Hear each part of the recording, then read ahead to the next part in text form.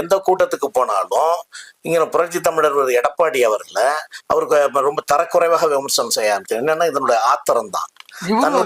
இவரு எடப்பாடியார வந்து அவருக்கு பதில் தான் சொல்லுகிறாரு, பதில் தான் சொல்றாரு. என்னன்னா அவருக்கு ரொம்ப தரக்குறைவாக பேச ஆரம்பித்து விட்டாரு.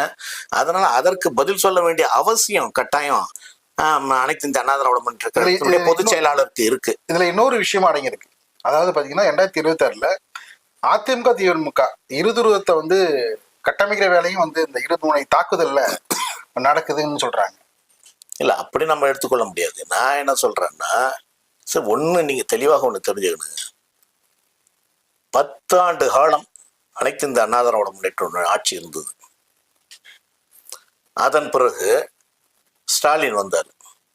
ஸ்டாலின் திராவிட முன்னேற்ற கழகத்தின் சார்பாக என்ன சொன்னார்னா, பல பொய்யான வாக்குகள் பல சொன்னார். அது வரைக்கும் ஸ்டாலினுடைய ஆட்சி இந்த நாட்டில் இல்லை.